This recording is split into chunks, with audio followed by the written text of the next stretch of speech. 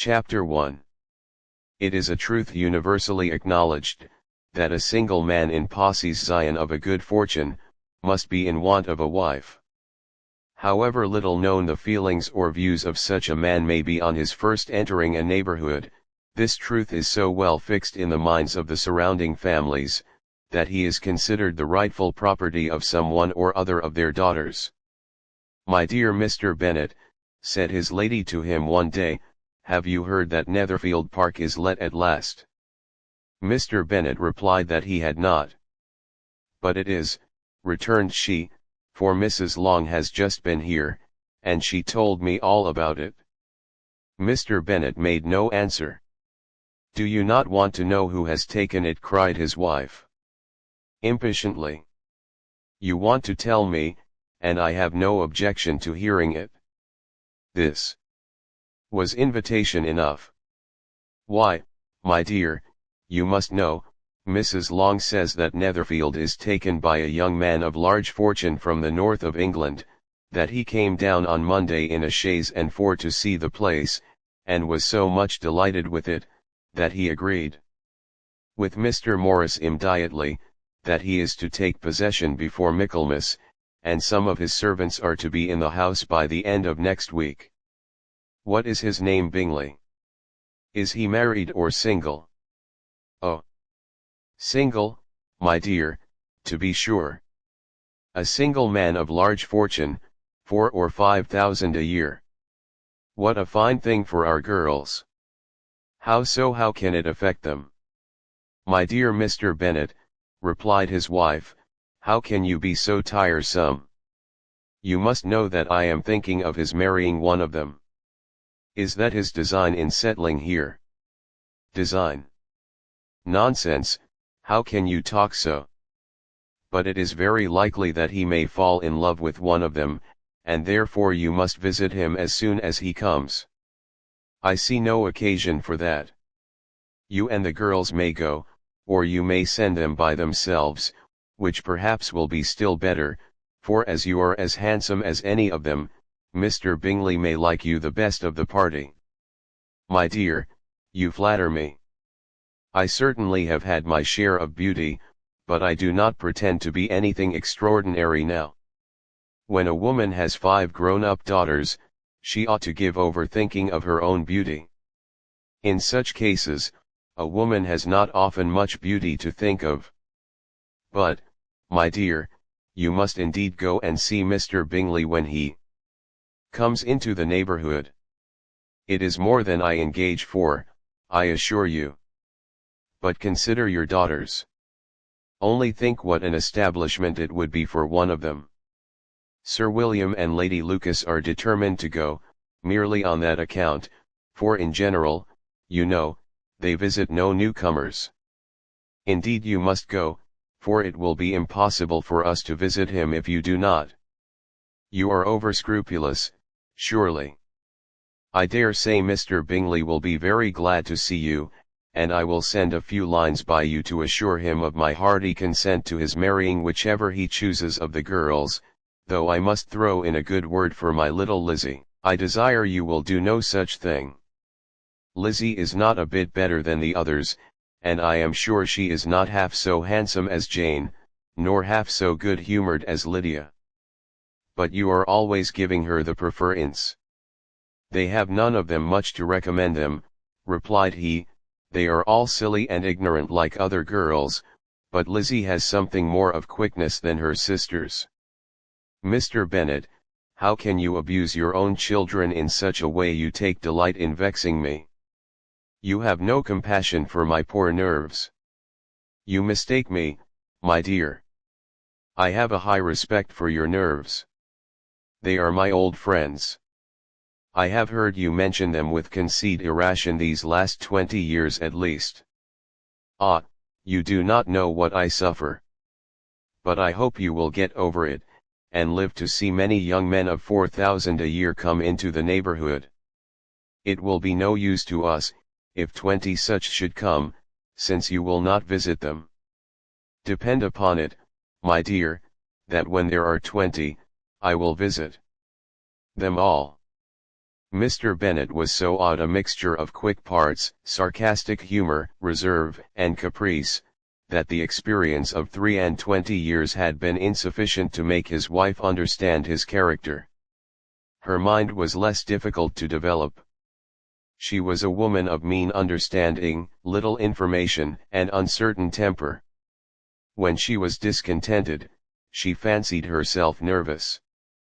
The business of her life was to get her daughters married, its solace was visiting and news. Chapter 2. Mr. Bennet was among the earliest of those who waited on Mr. Bingley.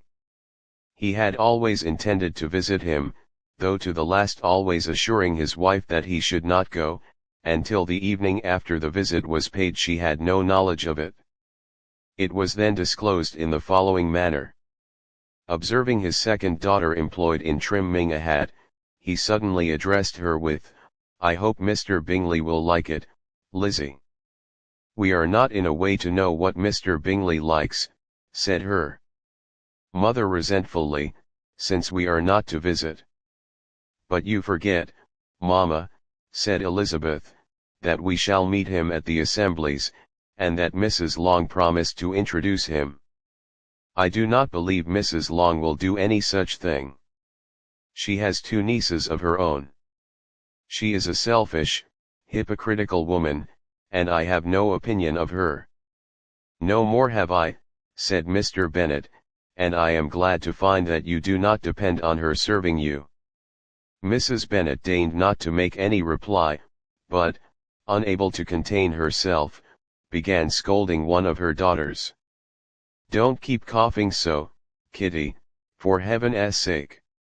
Have a little compassion on my nerves. You tear them to pieces." "Kitty has no discretion in her coughs," said her father, "she times them ill." "I do not cough for my own amusement," replied Kitty fretfully. "When is your next ball to be, Lizzie?" "Tomorrow fortnight." So it is," cried her mother, "and Mrs. Long does not come back till the day before, so it will be impossible for her to introduce him, for she will not know him herself." "Then, my dear, you may have the advantage of your friend, and introduce Mr. Bingley to her." "Impossible, Mr. Bennet, impossible, when I am not acquainted with him myself. How can you be so teasing?" "I honor your circumspection. A fortnight's acquaintance is certainly very little. One cannot know what a man really is by the end of a fortnight. But if we do not venture somebody else will, and after all, Mrs. Long and her daughters must stand their chance, and, therefore, as she will think it an act of kindness, if you decline the office, I will take it on myself." The girls stared at their father. Mrs. Bennet said only, "Nonsense, nonsense." "What can be the meaning of that emphatic exclamation?" cried he. "Do you consider the forms of introduction, and the stress that is laid on them, as nonsense?" "I cannot quite agree with you there." "What say you, Mary, for you are a young lady of deep reflection, I know, and read great books and make extracts." Mary wished to say something sensible, but knew not how. While Mary is adjusting her ideas, he continued, "Let us return to Mr. Bingley." "I am sick of Mr. Bingley," cried his wife. "I am sorry to hear that, but why did not you tell me that before? If I had known as much this morning I certainly would not have called on him. It is very unlucky, but as I have actually paid the visit, we cannot escape the acquaintance now." The astonishment of the ladies was just what he wished, that of Mrs. Bennet perhaps surpassing the rest, though, when the first tumult of joy was over, she began to declare that it was what she had expected all the while. "How good it was in you, my dear Mr. Bennet! But I knew I should persuade you at last. I was sure you loved your girls too well to neglect such an acquaintance. Well, how pleased I am! And it is such a good joke, too, that you should have gone this morning and never said a word about it till now." "Now, Kitty, you may cough as much as you choose," said Mr. Bennet, and, as he spoke, he left the room, fatigued with the raptures of his wife. "What an excellent father you have, girls," said she, when the door was shut. "I do not know how you will ever make him amends for his kindness, or me, either, for that matter. At our time of life it is not so pleasant, I can tell you, to be making new acquaintances every day, but for your sakes, we would do anything. Lydia, my love, though you are the youngest, I dare say Mr. Bingley will dance with you at the next ball." "Oh," said Lydia stoutly, "I am not afraid, for though I am the youngest, I'm the tallest." The rest of the evening was spent in conjecturing how soon he would return Mr. Bennet's visit, and determining when they should ask him to dinner. Chapter 3. Not all that Mrs. Bennet, however, with the assistance of her 5 daughters, could ask on the subject, was sufficient to draw from her husband any satisfactory description of Mr. Bingley. They attacked him in various ways with barefaced questions, ingenious suppositions, and distant surmises, but he eluded the skill of them all, and they were at last obliged to accept the second-hand intelligence of their neighbour, Lady Lucas. Her report was highly favourable. Sir William had been delighted with him. He was quite young, wonderfully handsome, extremely agreeable, and, to crown the whole, he meant to be at the next assembly with a large party. Nothing could be more delightful. To be fond of dancing was a certain step towards falling in love, and very lively hopes of Mr. Bingley's heart were entertained. "If I can but see one of my daughters happily settled at Netherfield," said Mrs. Bennet to her husband, "and all the others equally well married, I shall have nothing to wish for." In a few days Mr. Bingley returned Mr. Bennet's visit, and sat about 10 minutes with him in his library. He had entertained hopes of being admitted to a sight of the young ladies, of whose beauty he had heard much, but he saw only the father. The ladies were somewhat more fortunate, for they had the advantage of ascertaining from an upper window that he wore a blue coat, and rode a black horse. An invitation to dinner was soon afterwards dispatched, and already had Mrs. Bennet planned the courses that were to do credit to her housekeeping, when an answer arrived which deferred it all. Mr. Bingley was obliged to be in town the following day, and, consequently, unable to accept the honour of their invitation, etc. Mrs. Bennet was quite disconcerted. She could not imagine what business he could have in town so soon after his arrival in Hertfordshire, and she began to fear that he might be always flying about from one place to another, and never settled at Netherfield as he ought to be. Lady Lucas quieted her fears a little by starting the idea of his being gone to London only to get a large party for the ball, and a report soon followed that Mr. Bingley was to bring 12 ladies and 7 gentlemen with him to the assembly. The girls grieved over such a number of ladies, but were comforted the day before the ball by hearing, that instead of 12 he brought only 6 with him from London, his 5 sisters and a cousin. And when the party entered the assembly room it consisted of only 5 altogether: Mr. Bingley, his 2 sisters, the husband of the eldest, and another young man. Mr. Bingley was good-looking and gentlemanlike, he had a pleasant countenance, and easy, unaffected manners. His sisters were fine women, with an air of decided fashion. His brother-in-law, Mr. Hurst, merely looked the gentleman, but his friend Mr. Darcy soon drew the attention of the room by his fine, tall person, handsome features, nobly mean, and the report which was in general circulation within 5 minutes after his entrance, of his having 10,000 a year. The gentleman pronounced him to be a fine figure of a man, the ladies declared he was much handsomer than Mr. Bingley, and he was looked at with great admiration for about half the evening, till his manners gave a disgust which turned the tide of his popularity, for he was discovered to be proud, to be above his company, and above being pleased, and not all his large estate in Derbyshire could then save him from having a most forbidding, disagreeable countenance, and being unworthy to be compared with his friend. Mr. Bingley had soon made himself acquainted with all the principal people in the room. He was lively and unreserved, danced every dance, was angry that the ball closed so early, and talked of giving one himself at Netherfield. Such amiable qualities must speak for themselves. What a contrast between him and his friend! Mr. Darcy danced only once with Mrs. Hurst and once with Miss Bingley, declined being introduced to any other lady, and spent the rest of the evening in walking about the room, speaking occasionally to one of his own party. His character was decided. He was the proudest, most disagreeable man in the world, and everybody hoped that he would never come there again. Amongst the most violent against him was Mrs. Bennet, whose dislike of his general behaviour was sharpened into particular resentment by his having slighted one of her daughters.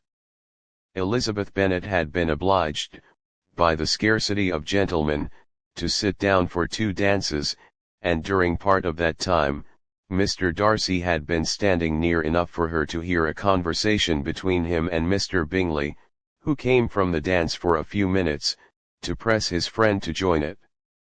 "Come, Darcy," said he, "I must have you dance. I hate to see you standing about by yourself in this stupid manner. You had much better dance." "I certainly shall not. You know how I detest it, unless I am particularly acquainted with my partner. At such an assembly as this it would be insupportable. Your sisters are engaged, and there is not another woman in the room whom it would not be a punishment to me to stand up with." "I would not be so fastidious as you are," cried Mr. Bingley, "for a kingdom.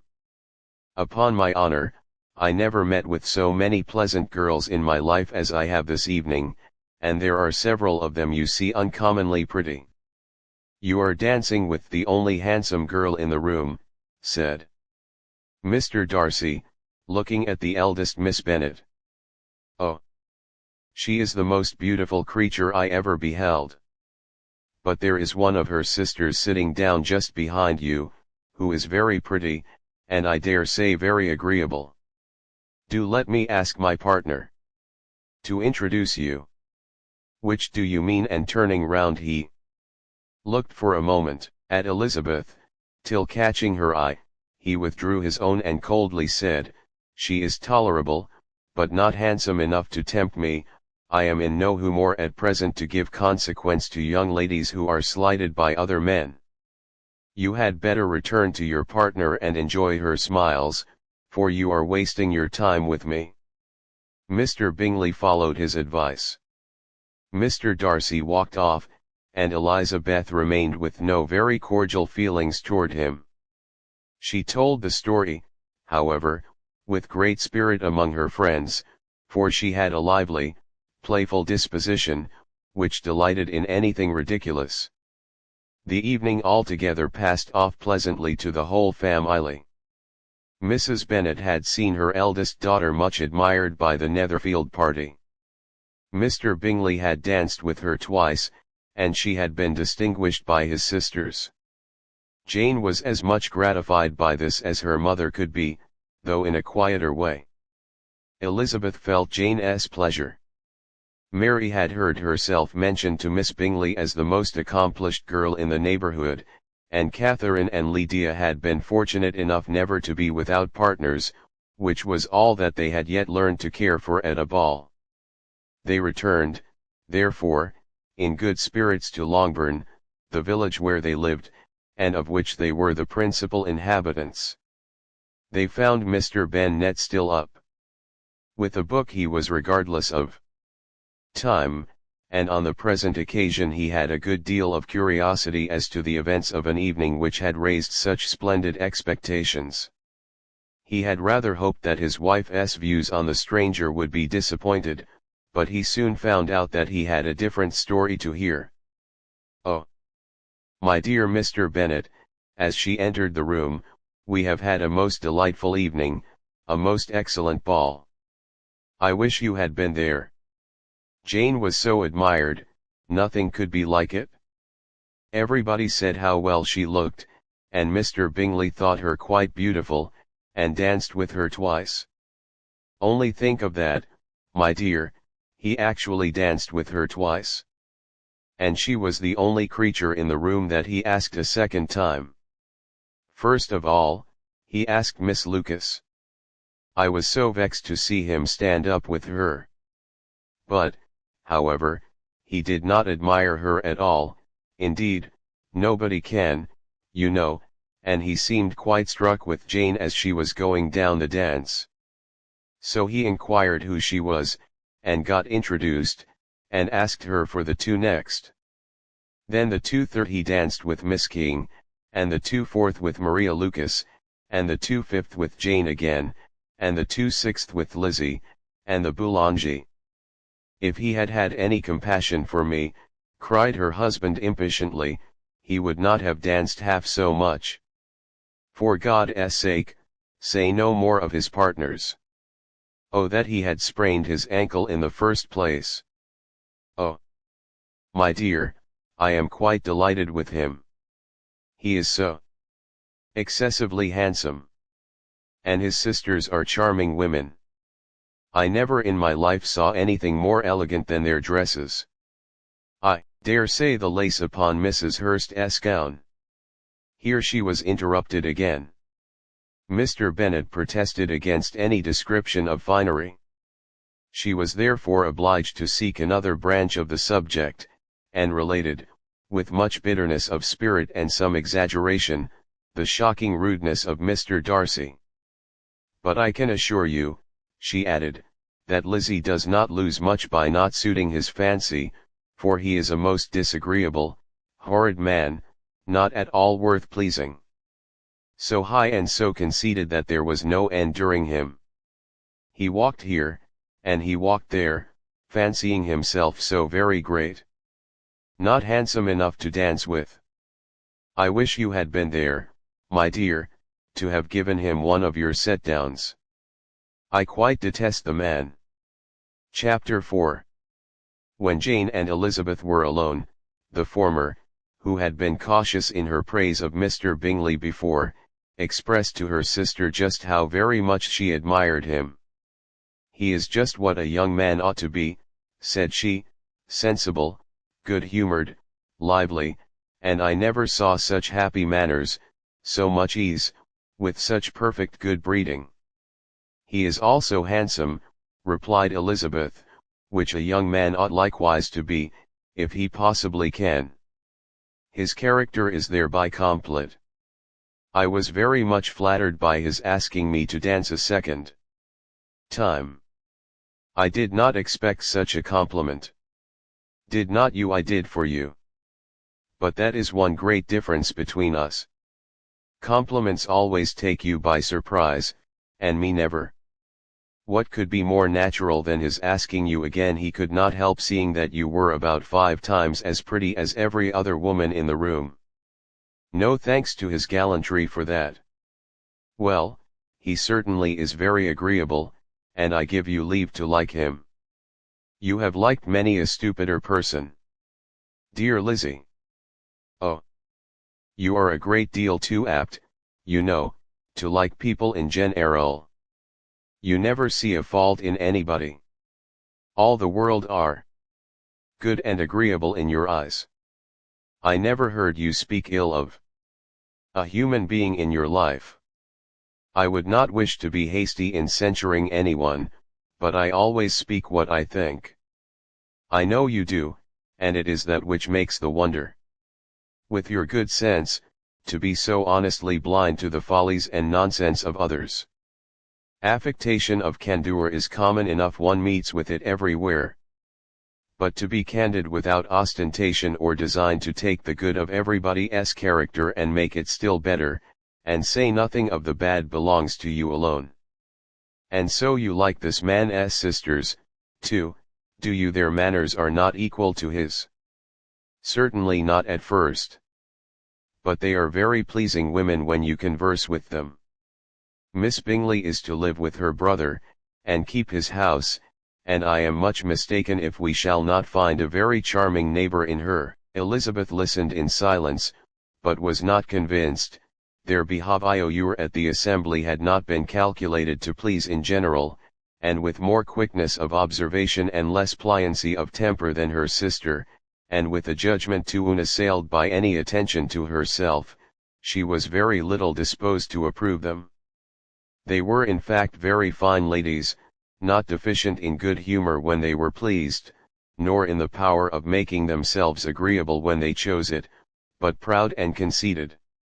They were rather handsome, had been educated in one of the first private seminaries in town, had a fortune of £20,000, were in the habit of spending more than they ought, and of associating with people of rank, and were therefore in every respect entitled to think well of themselves, and meanly of others. They were of a respectable family in the north of England, a circumstance more deeply impressed on their memories than that their brother's fortune and their own had been acquired by trade. Mr. Bingley inherited property to the amount of nearly £100,000 from his father, who had intended to purchase an estate, but did not live to do it. Mr. Bingley intended it likewise, and sometimes made choice of his county, but as he was now provided with a good house and the liberty of a manor, it was doubtful to many of those who best knew the easiness of his temper, whether he might not spend the remainder of his days at Netherfield, and leave the next generation to purchase.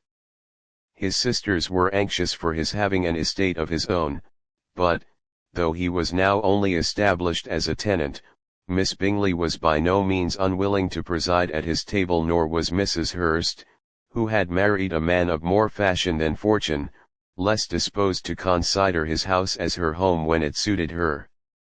Mr. Bingley had not been of age 2 years, when he was tempted by an accidental recommendation to look at Netherfield House.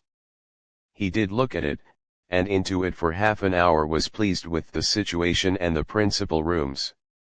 Satisfied with what the owner said in its praise, and took it immediately. Between him and Darcy there was a very steady friendship, in spite of great opposition of character. Bingley was endeared to Darcy by the easiness, openness, and ductility of his temper, though no disposition could offer a greater contrast to his own, and though with his own he never appeared dissatisfied. On the strength of Darcy's regard, Bingley had the firmest reliance, and of his judgment the highest opinion. In understanding, Darcy was the superior. Bingley was by no means deficient, but Darcy was clever. He was at the same time haughty, reserved, and fastidious, and his manners, though well bred, were not inviting. In that respect his friend had greatly the advantage. Bingley was sure of being liked wherever he appeared. Darcy was continually giving offence. The manner in which they spoke of the Meryton assembly was sufficiently characteristic. Bingley had never met with more pleasant people or prettier girls in his life. Everybody had been most kind and attentive to him. There had been no formality, no stiffness. He had soon felt acquainted with all the room, and, as to Miss Bennet, he could not conceive an angel more beautiful. Darcy, on the contrary, had seen a collection of people in whom there was little beauty and no fashion, for none of whom he had felt the smallest interest, and from none received either attention or pleasure. Miss Bennet he acknowledged to be pretty, but she smiled too much. Mrs. Hurst and her sister allowed it to be so, but still they admired her and liked her, and pronounced her to be a sweet girl, and one whom they would not object to know more of. Miss Bennet was therefore established as a sweet girl, and their brother felt authorized by such commendation to think of her as he chose. Chapter 5. Within a short walk of Longbourn lived a family with whom the Bennets were particularly intimate. Sir William Lucas had been formerly in trade in Meryton, where he had made a tolerable fortune, and risen to the honour of knighthood by an address to the king during his mayoralty. The distinction had perhaps been felt too strongly. It had given him a disgust to his business, and to his residence in a small market town, and, in quitting them both, he had removed with his family to a house about a mile from Meriden, denominated from that period Lucas Lodge, where he could think with pleasure of his own importance, and, unshackled by business, occupy himself solely in being civil to all the world. For, though elated by his rank, it did not render him supercilious, on the contrary, he was all attention to everybody. By nature inoffensive, friendly, and obliging, his presentation at St. James's had made him courteous. Lady Lucas was a very good kind of woman, not too clever to be a valuable neighbor to Mrs. Bennet. They had several children. The eldest of them, a sensible, intelligent young woman, about 27, was Elizabeth's intimate friend. That the Miss Lucases and the Miss Bennets should meet to talk over a ball was absolutely necessary, and the morning after the assembly brought the former to Longbourn to hear and to communicate. "You began the evening well, Charlotte," said Mrs. Bennet with civil self-command to Miss Lucas. "You were Mr. Bingley's first choice." "Yes, but he seemed to like his second better." "Oh. You mean Jane, I suppose, because he danced with her twice." "To be sure, that did seem as if he admired her. Indeed, I rather believe he did. I heard something about it, but I hardly know what something about Mr. Robinson."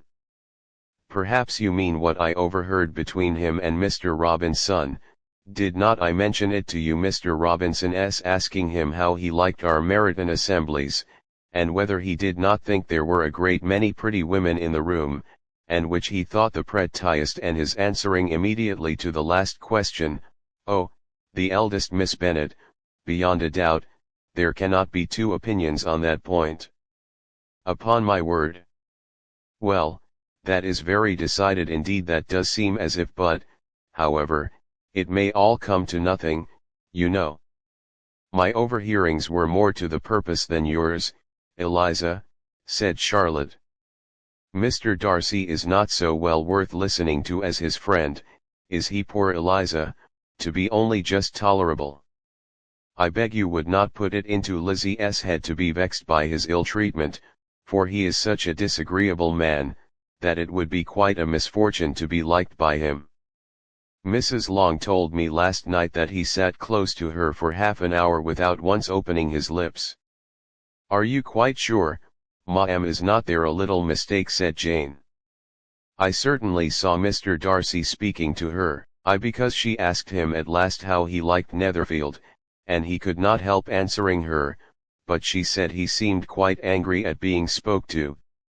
"Miss Bingley told me," said Jane, "that he never speaks much, unless among his intimate acquaintances. With them he is remarkably agreeable." "I do not believe a word of it, my dear.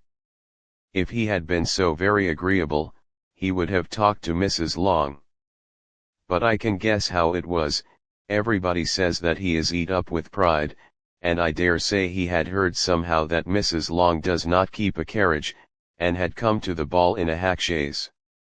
"I do not mind his not talking to Mrs. Long," said Miss Lucas, "but I wish he had danced with Eliza." "Another time, Lizzie," said her mother, "I would not dance with him, if I were you." "I believe, ma'am, I may safely promise you never to dance with him. His pride," said Miss Lucas, "does not offend me so much as pride often does, because there is an excuse for it. One cannot wonder that so very fine a young man, with family, fortune, everything in his favor, should think highly of himself. If I may so express it, he has a right to be proud." "That is very true," replied Elizabeth, "and I could easily forgive his pride, if he had not mortified mine." "Pride," observed Mary, who piqued herself upon the solidity of her reflections, "is a very common failing, I believe. By all that I have ever read, I am convinced that it is very common indeed, that human nature is particularly prone to it, and that there are very few of us who do not cherish a feeling of self-complacency on the score of some quality or other, real or imaginary. Vanity and pride are different things, though the words are often used synonymously. A person may be proud without being vain. Pride relates more to our opinion of ourselves, vanity to what we would have others think of us. "If I were as rich as Mr. Darcy," cried a young Lucas, who came with his sisters, "I should not care how proud I was. I would keep a pack of foxhounds, and drink a bottle of wine a day." "Then you would drink a great deal more than you ought," said Mrs. Bennet, "and if I were to see you at it, I should take away your bottle directly." The boy protested that she should not, she continued to declare that she would, and the argument ended only with the visit. Chapter 6. The ladies of Longbourn soon waited on those of Netherfield. The visit was soon returned in due form. Miss Bennet's pleasing manners grew on the goodwill of Mrs. Hurst and Miss Bingley, and though the mother was found to be intolerable, and the younger sisters not worth speaking to, a wish of being better acquainted with them was expressed towards the two eldest, by Jane. This attention was received with the greatest pleasure, but Elizabeth still saw superciliousness in their treatment of everybody, hardly excepting even her sister, and could not like them, though their kindness to Jane, such as it was, had a value as arising in all probability from the influence of their brother's admiration. It was generally evident whenever they met, that he did admire her, and to her it was equally evident that Jane was yielding to the preference which she had begun to entertain for him from the first, and was in a way to be very much in love, but she considered with pleasure that it was not likely to be discovered by the world in general, since Jane united, with great strength of feeling, a composure of temper and a uniform cheerfulness of manner which would guard her from the suspicions of the impertinent. She mentioned this to her friend Miss Lucas. "It may perhaps be pleasant," replied Charlotte, "to be able to impose on the public in such a case, but it is sometimes a disadvantage to be so very guarded. If a woman conceals her affection with the same skill from the object of it, she may lose the opportunity of fixing him, and it will then be but poor consolation to believe the world equally in the dark. There is so much of gratitude or vanity in almost every attachment, that it is not safe to leave any to itself. We can all begin freely, a slight preference is natural enough, but there are very few of us who have heart enough to be really in love without encouragement. In 9 cases out of 10 a woman had better show more affection than she feels. Bingley likes your sister undoubtedly, but he may never do more than like her, if she does not help him on. But she does help him on, as much as her nature will allow. If I can perceive her regard for him, he must be a simpleton, indeed, not to discover it too. Remember, Eliza, that he does not know Jane's disposition as you do. But if a woman is partial to a man, and does not endeavor to conceal it, he must find it out. Perhaps he must, if he sees enough of her. But, though Bingley and Jane meet tolerably often, it is never for many hours together, and, as they always see each other in large mixed parties, it is impossible that every moment should be employed in conversing together. Jane should therefore make the most of every half hour in which she can command his attention. When she is secure of him, there will be more leisure for falling in love. As much as she chooses. Your plan is a good one, replied Elizabeth, where nothing is in question but the desire of being well married, and if I were determined to get a rich husband, or any husband, I dare say I should adopt it. But these are not Jane's feelings, she is not acting by design. As yet, she cannot even be certain of the degree of her own regard nor of its reasonableness. She has known him only a fortnight. She danced 4 dances with him at Meryton, she saw him one morning at his own house, and has since dined with him in company 4 times. This is not quite enough to make her understand his character. Not as you represent it? Had she merely dined with him, she might only have discovered whether he had a good appetite, but you must remember that 4 evenings have also been spent together, and 4 evenings may do a great deal. Yes, these 4 evenings have enabled them to ascertain that they both like Vingt better than commerce, but with respect to any other leading characteristic, I do not imagine that much has been unfolded. Well, said Charlotte, I wish Jane success with all my heart, and if she were married to him tomorrow, I should think she had as good a chance of happiness as if she were to be studying his character for a 12-month. Happiness in marriage is entirely a matter of chance. If the dispositions of the parties are ever so well known to each other or ever so similar beforehand, it does not advance their felicity in the least.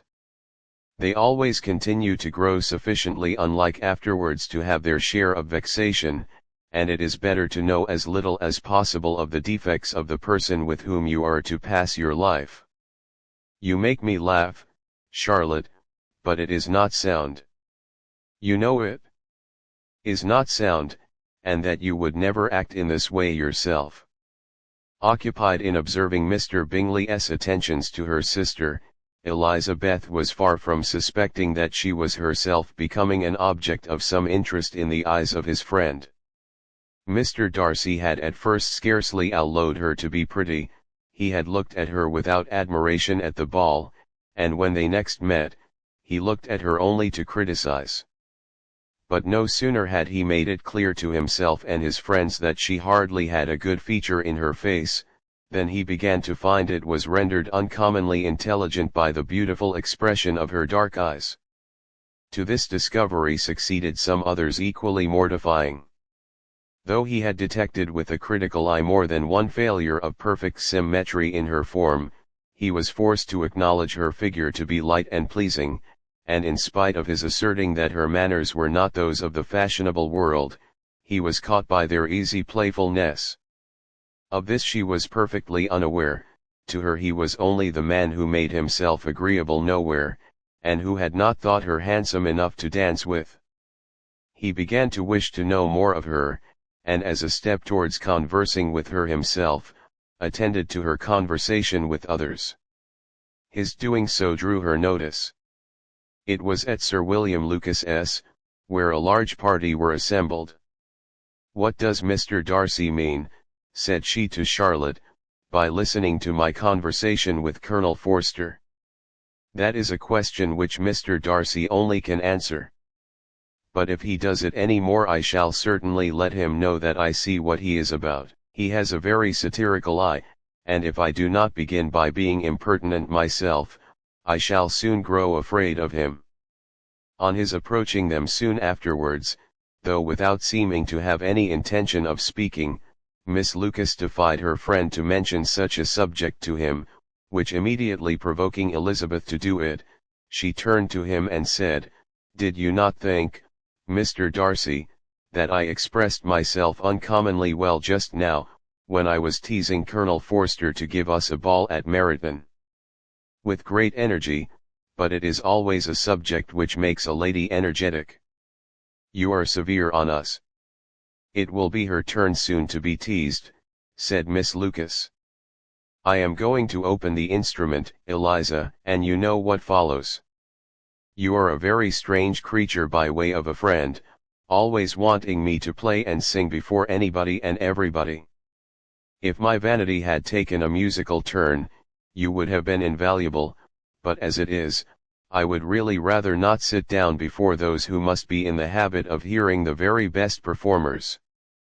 On Miss Lucas's persevering, however, she added, "Very well, if it must be so, it must."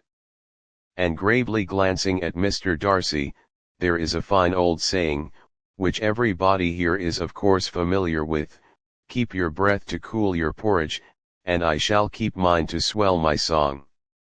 Her performance was pleasing, though by no means capital. After a song or two, and before she could reply to the entreaties of several that she would sing again, she was eagerly succeeded at the instrument by her sister Mary, who having, in consequence of being the only plain one in the family, worked hard for knowledge and accomplishments, was always impatient for display. Mary had neither genius nor taste, and though vanity had given her application, it had given her likewise a pedantic air and conceited manner, which would have injured a higher degree of excellence than she had reached. Elizabeth, easy and unaffected, had been listened to with much more pleasure, though not playing half so well, and Mary, at the end of a long concerto, was glad to purchase praise and gratitude by Scotch and Irish airs, at the request of her younger sisters, who, with some of the Lucases, and 2 or 3 officers, joined eagerly in dancing at one end of the room. Mr. Darcy stood near them in silent indignation at such a mode of passing the evening, to the exclusion of all conversation, and was too much engrossed by his thoughts to perceive that Sir William Lucas was his neighbour, till Sir William thus began: "What a charming amusement for young people this is, Mr. Darcy. There is nothing like dancing after all. I consider it as one of the first refinements of polished society." "Certainly, sir, and it has the advantage also of being in vogue amongst the less polished societies of the world. Every savage can dance." Sir William only smiled. "Your friend performs delightfully," he continued after a pause, on seeing Bingley join the group, "and I doubt not that you are an adept in the science yourself, Mr. Darcy. You saw me dance at Meryton, I believe, sir?" "Yes, indeed, and received no inconsiderable pleasure from the sight." "Do you often dance at St. James's?" "Never, sir." "Do you not think it would be a proper compliment to the place?" "It is a compliment which I never pay to any place if I can avoid it." "You have a house in town, I conclude?" Mr. Darcy bowed. "I had once had some thought of fixing in town myself, for I am fond of superior society, but I did not feel quite certain that the air of London would agree with Lady Lucas." He paused in hopes of an answer, but his companion was not disposed to make any, and Elizabeth at that instant moving towards them, he was struck with the action of doing a very gallant thing, and called out to her, "My dear Miss Eliza, why are you not dancing?" "Mr. Darcy, you must allow me to present this young lady to you as a very desirable partner. You cannot refuse to dance, I am sure, when so much beauty is before you." And, taking her hand, he would have given it to Mr. Darcy, who, though extremely surprised, was not unwilling to receive it, when she instantly drew back, and said with some discomposure to Sir William, "Indeed, sir, I have not the least intention of dancing. I entreat you not to suppose that I moved this way in order to beg for a partner." Mr. Darcy, with grave propriety, requested to be allowed the honour of her hand, but in vain. Elizabeth was determined, nor did Sir William at all shake her purpose by his attempt at persuasion. "You excel so much in the dance, Miss Eliza, that it is cruel to deny me the happiness of seeing you, and though this gentleman dislikes the amusement in general, he can have no objection, I am sure, to oblige us for 1/2 hour." "Mr. Darcy is all politeness," said Elizabeth, smiling. "He is, indeed, but, considering the inducement, my dear Miss Eliza, we cannot wonder at his complaisance, for who would object to such a partner?" Elizabeth looked archly, and turned away. Her resistance had not injured her with the gentleman, and he was thinking of her with some complacency, when thus accosted by Miss Bingley: "I can guess the subject of your reverie." "I should imagine not. You are considering how insupportable it would be to pass many evenings in this manner in such society, and indeed I am quite of your opinion. I was never more annoyed. The insipidity, and yet the noise, the nothingness, and yet the self-importance of all those people. What would I give to hear your strictures on them? "You conjecture is totally wrong, I assure you. My mind was more agreeably engaged. I have been meditating on the very great pleasure which a pair of fine eyes in the face of a pretty woman can bestow." Miss Bingley immediately fixed her eyes on his face, and desired he would tell her what lady had the credit of inspiring such reflections. Mr. Darcy replied with great intrepidity, "Miss Elizabeth Bennet." "Miss Elizabeth Bennet," repeated Miss Bingley. "I am all astonishment. How long has she been such a favourite, and pray, when am I to wish you joy?" "That is exactly the question which I expected you to ask. A lady's imagination is very rapid, it jumps from admiration to love, from love to matrimony, in a moment. I knew you would be wishing me joy. Nay, if you are serious about it, I shall consider the matter is absolutely settled. You will be having a charming mother-in-law, indeed, and, of course, she will always be at Pemberley with you." He listened to her with perfect indifference while she chose to entertain herself in this manner, and as his composure convinced her that all was safe, her wit flowed long. Chapter 7. Mr. Bennet's property consisted almost entirely in an estate of 2,000 a year, which, unfortunately for his daughters, was entailed, in default of heirs male, on a distant relation, and their mother's fortune, though ample for her situation in life, could but ill supply the deficiency of his. Her father had been an attorney in Meryton, and had left her £4,000. She had a sister married to a Mr. Phillips, who had been a clerk to their father and succeeded him in the business, and a brother settled in London in a respectable line of trade. The village of Longbourn was only 1 mile from Meryton, a most convenient distance for the young ladies, who were usually tempted thither 3 or 4 times a week, to pay their duty to their aunt and to a milliner's shop just over the way. The 2 youngest of the family, Catherine and Lydia, were particularly frequent in these attentions. Their minds were more vacant than their sisters', and when nothing better offered, a walk to Meryton was necessary to amuse their morning hours and furnish conversation for the evening, and however bare of news the country in general might be, they always contrived to learn some from their aunt. At present, indeed, they were well supplied both with news and happiness by the recent arrival of a militia regiment in the neighbourhood. It was to remain the whole winter, and Meryton was the headquarters. Their visits to Mrs. Phillips were now productive of the most interesting intelligence. Every day added something to their knowledge of the officers' names and connections. Their lodgings were not long a secret, and at length they began to know the officers themselves. Mr. Phillips visited them all, and this opened to his nieces a store of felicity unknown before. They could talk of nothing but officers, and Mr. Bingley's large fortune, the mention of which gave animation to their mother, was worthless in their eyes when opposed to the regimentals of an ensign. After listening one morning to their effusions on this subject, Mr. Bennet coolly observed, "From all that I can collect by your manner of talking, you must be 2 of the silliest girls in the country. I have suspected it some time, but I am now convinced." Catherine was disconcerted, and made no answer, but Lydia, with perfect indifference, continued to express her admiration of Captain Carter, and her hope of seeing him in the course of the day, as he was going the next morning to London. "I am astonished, my dear," said Mrs. Bennet, "that you should be so ready to think your own children silly. If I wished to think slightingly of anybody's children, it should not be of my own, however.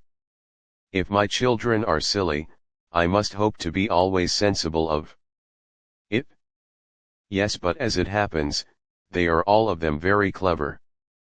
This is the only point, I flatter myself, on which we do not agree. I had hoped that our sentiments coincided in every particular, but I must so far differ from you as to think our 2 youngest daughters uncommonly foolish. My dear Mr. Bennet, you must not expect such girls to have the sense of their father and mother. When they get to our age, I dare say they will not think about officers any more than we do. I remember the time when I liked a red coat myself very well and, indeed, so I do still at my heart, and if a smart young colonel, with 5 or 6,000 a year, should want one of my girls I shall not say nay to him, and I thought Colonel Forster looked very becoming the other night at Sir William in his regimentals. Mamma, cried Lydia, my aunt says that Colonel Forster and Captain Carter do not go so often to Miss Watson's as they did when they first came. She sees them now very often standing in Clark's library. Mrs. Bennet was prevented replying by the entrance of the footman with a note for Miss Bennet. It came from Netherfield, and the servant waited for an answer. Mrs. Bennet's eyes sparkled with pleasure, and she was eagerly calling out, while her daughter read, "Well, Jane, who is it from? What is it about? What does he say?" "Well, Jane, make haste and tell us, make haste, my love." "It is from Miss Bingley," said Jane, and then read it aloud. "My dear friend, if you are not so compassionate as to dine today with Louisa and me, we shall be in danger of hating each other for the rest of our lives, for a whole day steateate between two women can never end without a quarrel. Come as soon as you can on receipt of this. My brother and the gentlemen are to dine with the officers. Yours ever, Caroline Bingley." "With the officers?" cried Lydia. "I wonder my aunt did not tell us of that." "Dining out," said Mrs. Bennet, "that is very unlucky." "Can I have the carriage?" said Jane. "No, my dear, you had better go on horseback, because it seems likely to rain, and then you must stay all night." "That would be a good scheme," said Elizabeth, "if you were sure that they would not offer to send her home." "Oh, but the gentlemen will have Mr. Bingley's chaise to go to Meryton, and the Hursts have no horses to theirs. I had much rather go in the coach." "But, my dear, your father cannot spare the horses, I am sure. They are wanted in the farm, Mr. Bennet, are they not?" "They are wanted in the farm much oftener than I can get them." "But if you have got them today," said Elizabeth, "my mother's purpose will be answered." She did at last extort from her father an acknowledgment that the horses were engaged. Jane was therefore obliged to go on horseback, and her mother attended her to the door with many cheerful prognostics of a bad day. Her hopes were answered. Jane had not been gone long before it rained hard. Her sisters were uneasy for her, but her mother was delighted. The rain continued the whole evening without intermission. Jane certainly could not come back. "This was a lucky idea of mine, indeed," said Mrs. Bennet more than once, as if the credit of making it rain were all her own. Till the next morning, however, she was not aware of all the felicity of her contrivance. Breakfast was scarcely over when a servant from Netherfield brought the following note for Elizabeth: "My dearest Lizzie, I find myself very unwell this morning, which, I suppose, is to be imputed to my getting wet through yesterday. My kind friends will not hear of my returning till I am better. They insist also on my seeing Mr. Jones, therefore do not be alarmed if you should hear of his having been to me, and, excepting a sore throat and headache, there is not much the matter with me. Yours, etc." "Well, my dear," said Mr. Bennet, when Elizabeth had read the note aloud, "if your daughter should have a dangerous fit of illness, if she should die, it would be a comfort to know that it was all in pursuit of Mr. Bingley, and under your orders." "Oh, I am not afraid of her dying. People do not die of little trifling colds. She will be taken good care of. As long as she stays there, it is all very well. I would go and see her if I could have the carriage." Elizabeth, feeling really anxious, was determined to go to her, though the carriage was not to be had, and as she was no horsewoman, walking was her only alternative. She declared her resolution. "How can you be so silly," cried her mother, "as to think of such a thing, in all this dirt? You will not be fit to be seen when you get there." "I shall be very fit to see Jane, which is all I want." "Is this a hint to me, Lizzie," said her father, "to send for the horses?" "No, indeed, I do not wish to avoid the walk. The distance is nothing when one has a motive, only 3 miles. I shall be back by dinner." "I admire the activity of your benevolence," observed Mary, "but every impulse of feeling should be guided by reason, and, in my opinion, exertion should always be in proportion to what is required."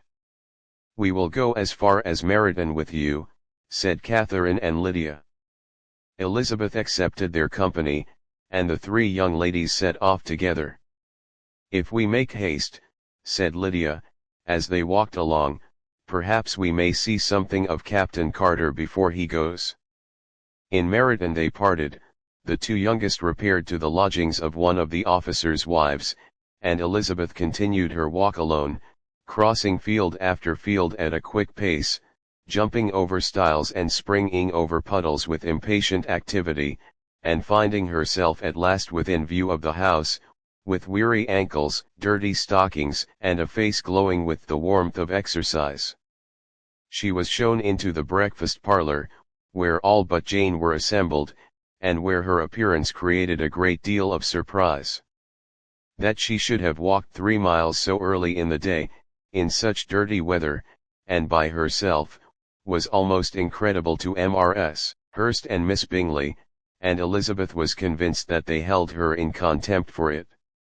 She was received, however, very politely by them, and in their brother's manners there was something better than politeness, there was good humour and kindness. Mr. Darcy said very little, and Mr. Hurst nothing at all.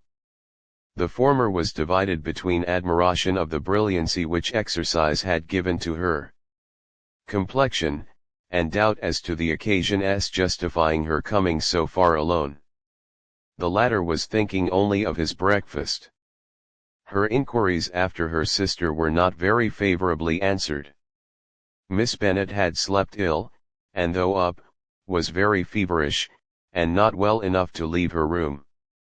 Elizabeth was glad to be taken to her immediately, and Jane, who had only been withheld by the fear of giving alarm or inconvenience from expressing in her note how much she longed for such a visit, was delighted at her entrance. She was not equal, however, to much conversation, and when Miss Bingley left them together, could attempt little besides expressions of gratitude for the extraordinary kindness she was treated with. Elizabeth silently attended her. When breakfast was over they were joined by the sisters, and Elizabeth began to like them herself, when she saw how much affection and solicitude they showed for Jane. The apothecary came, and having examined his patient, said, as might be supposed, that she had caught a violent cold, and that they must endeavour to get the better of it, advised her to return to bed, and promised her some draughts. The advice was followed readily, for the feverish symptoms increased, and her head ached acutely. Elizabeth did not quit her room for a moment, nor were the other ladies often absent, the gentlemen being out. They had, in fact, nothing to do elsewhere. When the clock struck 3, Elizabeth felt that she must go, and very unwillingly said so. Miss Bingley offered her the carriage, and she only wanted a little pressing to accept it, when Jane testified such concern in parting with her, that Miss Bingley was obliged to convert the offer of the chaise to an invitation to remain at Netherfield for the present. Elizabeth most thankfully consented, and a servant was dispatched to Longbourn to acquaint the family with her stay and bring back a supply of clothes. Chapter 8. At 5 o'clock the 2 ladies retired to dress, and at 6:30 Elizabeth was summoned to dinner. To the civil inquiries which then poured in, and amongst which she had the pleasure of distinguishing the much superior solicitude of Mr. Bingley, she could not make a very favourable answer. Jane was by no means better. The sisters, on hearing this, repeated 3 or 4 times how much they were grieved, how shocking it was to have a bad cold, and how excessively they disliked being ill themselves, and then thought no more of the matter, and their indifference towards Jane when not immediately before them restored Elizabeth to the enjoyment of all her former dislike. Their brother, indeed, was the only one of the party whom she could regard with any complacency. His anxiety for Jane was evident, and his attentions to herself most pleasing, and they prevented her feeling herself so much an intruder as she believed she was considered by the others. She had very little notice from any but him. Miss Bingley was engrossed by Mr. Darcy, her sister scarcely less so, and as for Mr. Hurst, by whom Elizabeth sat, he was an indolent man, who lived only to eat, drink, and play at cards, who, when he found her to prefer a plain dish to a ragout, had nothing to say to her. When dinner was over, she returned directly to Jane, and Miss Bingley began abusing her as soon as she was out of the room. Her manners were pronounced to be very bad indeed, a mixture of pride and impertinence. She had no conversation, no style, no beauty. Mrs. Hurst thought the same, and added, she has nothing, in short, to recommend her, but being an excellent walker. I shall never forget her appearance this morning. She really looked almost wild. She did, indeed, Louisa. I could hardly keep my countenance. Very nonsensical to come at all. Why must she be scampering about the country, because her sister had a cold? Her hair, so untidy, so blowsy. Yes, and her petticoat, I hope you saw her petticoat, 6 inches deep in mud, I am absolutely certain, and the gown which had been let down to hide it not doing its office. Your picture may be very exact, Louisa, said Bingley, but this was all lost upon me. I thought Miss Elizabeth Bennet looked remarkably well when she came into the room this morning. Her dirty petticoat quite escaped my notice. You observed it, Mr. Darcy, I am sure, said Miss Bingley, and I am inclined to think that you would not wish to see your sister make such an exhibition. Certainly not. To walk 3 miles, or 4 miles, or 5 miles, or whatever it is, above her ankles in dirt, and alone, quite alone. What could she mean by it? It seems to me to show an abominable sort of conceited independence, a most country town indifference to decorum. It shows an affection for her sister that is very pleasing, said Bingley. I am afraid, Mr. Darcy, observed Miss Bingley in a half-whisper, that this adventure has rather affected your admiration of her fine eyes. Not at all, he replied, they were brightened by the exercise. A short pause followed this speech, and Mrs. Hurst began again, I have an excessive regard for Miss Jane Bennet, she is really a very sweet girl, and I wish with all my heart she were well settled, but with such a father and mother, and such low connections, I am afraid there is no chance of it. I think I have heard you say that their uncle is an attorney on Meryton. Yes, and they have another, who lives somewhere near Cheap Dash. Sighed. That is capital, added her sister, and they both laughed heartily. If they had uncles enough to fill all Cheapside, cried Bingley, it would not make them one jot less agreeable. But it must very materially lessen their chance of marrying men of any consideration in the world, replied Darcy. To this speech Bingley made no answer, but his sisters gave it their hearty assent, and indulged their mirth for some time at the expense of their dear friend's vulgar relations. With a renewal of tenderness, however, they returned to her room on leaving the dining parlour, and sat with her till summoned to coffee. She was still very poorly, and Elizabeth would not quit her at all, till late in the evening, when she had the comfort of seeing her sleep, and when it seemed to her rather right than pleasant that she should go downstairs herself. On entering the drawing room she found the whole party at loo, and was immediately invited to join them, but suspecting them to be playing high she declined it, and making her sister the excuse, said she would amuse herself for the short time she could stay below, with a book. Mr. Hurst looked at her with astonishment. "Do you prefer reading to cards?" said he. "That is rather singular." "Miss Eliza Bennet," said Miss Bingley, "despises cards. She is great reader, and has no pleasure in anything else." "I deserve neither such praise nor such censure," cried Elizabeth. "I am not a great reader, and I have pleasure in many things." "In nursing your sister I am sure you have pleasure," said Bingley, "and I hope it will be soon increased by seeing her quite well." Elizabeth thanked him from her heart, and then walked towards the table where a few books were lying. He immediately offered to fetch her others, all that his library afforded. "And I wish my collection were larger for your benefit and my own credit, but I am an idle fellow, and though I have not many, I have more than I ever looked into." Elizabeth assured him that she could suit herself perfectly with those in the room. "I am astonished," said Miss Bingley, "that my father should have left so small a collection of books.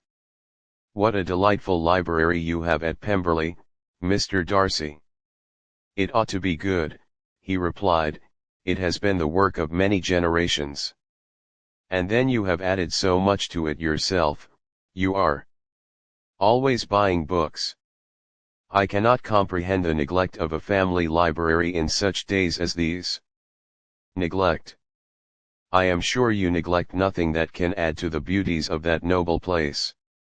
Charles, when you build your house, I wish it may be half as delightful as Pemberley."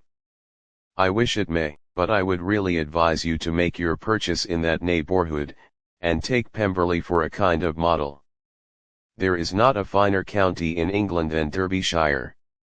With all my heart, I will buy Pemberley itself if Darcy will sell it." "I am talking of possibilities, Charles.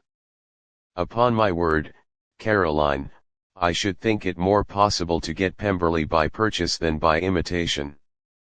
Elizabeth was so much caught with what passed, as to leave her very little attention for her book, and soon laying it wholly aside, she drew near the card table, and stationed herself between Mr. Bingley and his eldest sister, to observe the game.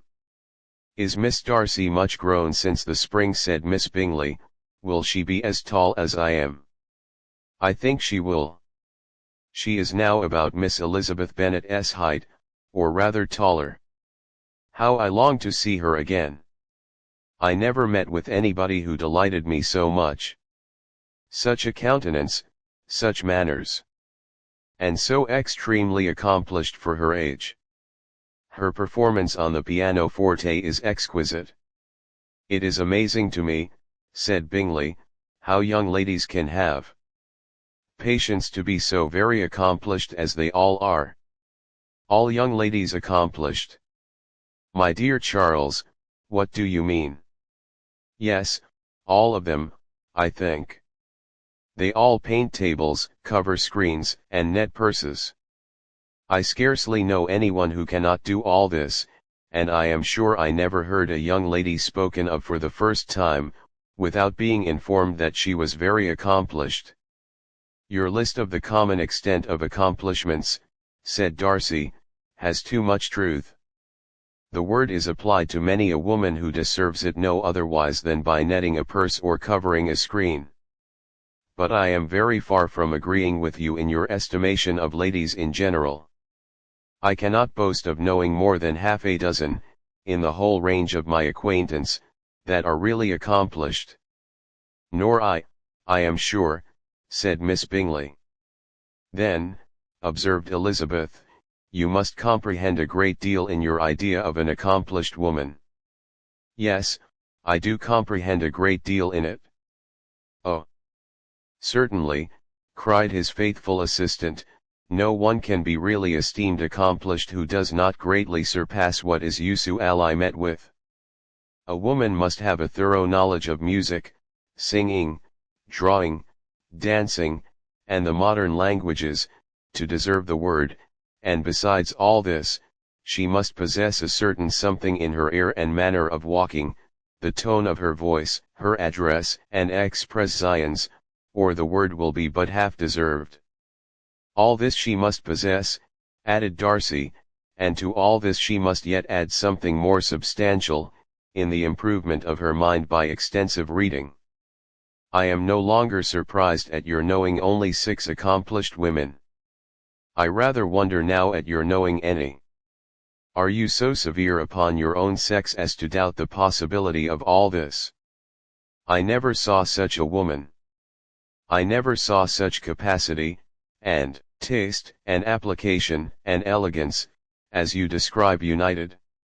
Mrs. Hurst and Miss Bingley both cried out against the injustice of her implied doubt, and were both protesting that they knew many women who answered this description, when Mr. Hurst called them to order, with bitter complaints of their inattention to what was going forward. As all conversation was thereby at an end, Elizabeth soon afterwards left the room. Elizabeth Bennet, said Miss Bingley, when the door was closed on her, is one of those young ladies who seek to recommend themselves to the other sex by undervaluing their own, and with many men, I dare say, it succeeds. But, in my opinion, it is a paltry device, a very mean art. Undoubtedly, replied Darcy, to whom this remark was chiefly addressed, there is a meanness in all the arts which ladies sometimes condescend to employ for captivation. Whatever bears affinity to cunning is despicable. Miss Bingley was not so entirely satisfied with this reply as to continue the subject. Elizabeth joined them again only to say that her sister was worse, and that she could not leave her.